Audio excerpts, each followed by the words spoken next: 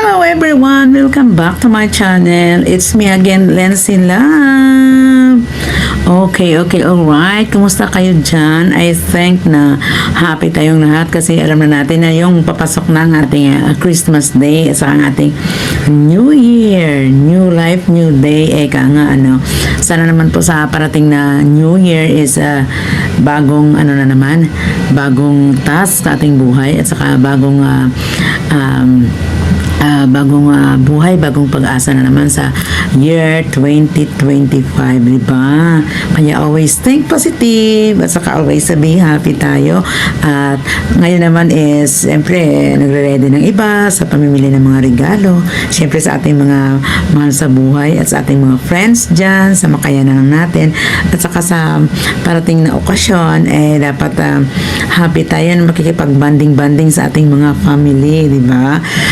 I-set aside muna natin yung mga trials sa ating buhay, kung ano man yan, yung mga negative na yan, i-set aside muna natin.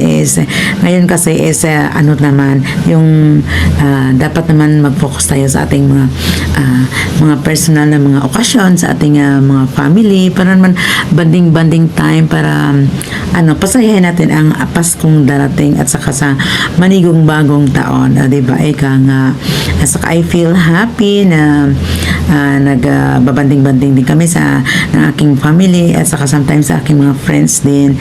At saka naman wini-wish ko na sa parating na Paskong ito ay lahat naman masaya, times of giving, forgiveness, and then time of peace, prosperity, kasi dapat naman talagang masagana ang ating taon.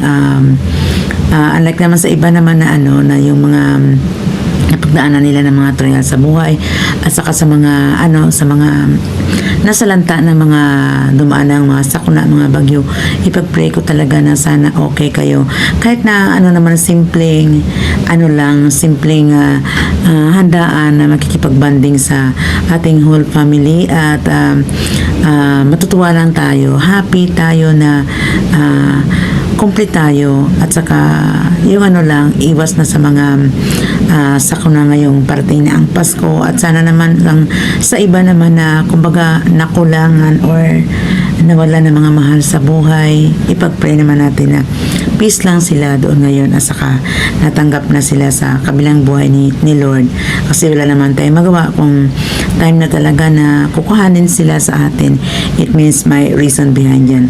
So as of now naman, bali focus muna tayo sa ating parating na okasyon at sana naman wish natin na good health lang tayo lahat para pag makakapag-celebrate tayo ng masaya together with our family. Lang guys, share ko lang guys na kumbaga kung may mga heartaches tayo, kung may mga pinagdaanan tayo masama ang loob natin, yung mga negative vibes na napagdaanan natin. Ngayon, it's time of healing. It's time of forgiveness, loving, caring, happiness, prosperity, and everything. Diba? Sana naman po kayo dito lahat na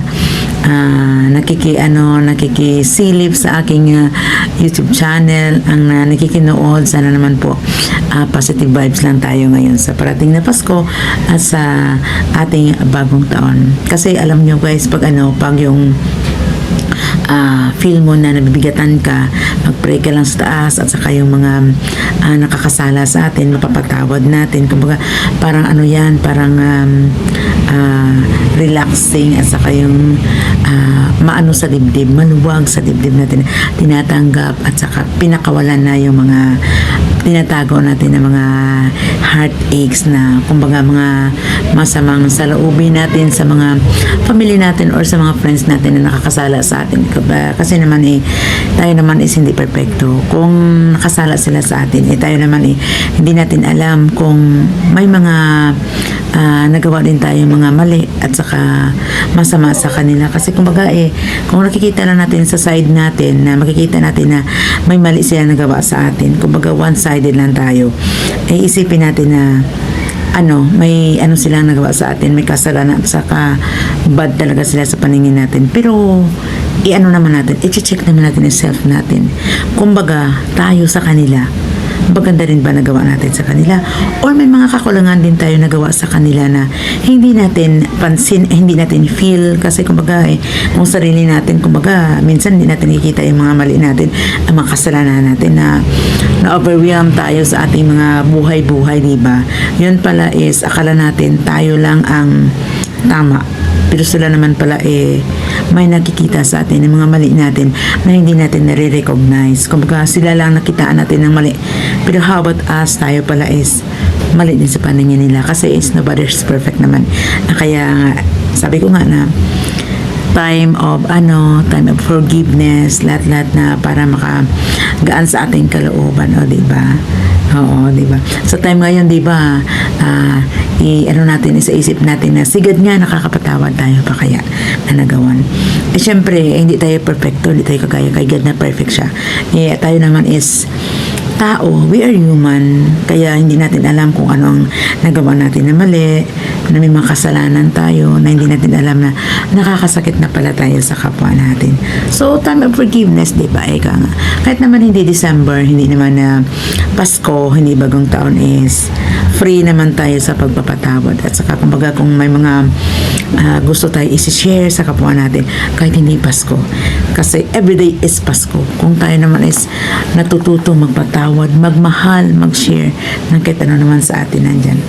Okay, alright. Sana naman po tayong lahat sa parating na Pasko is maligaya.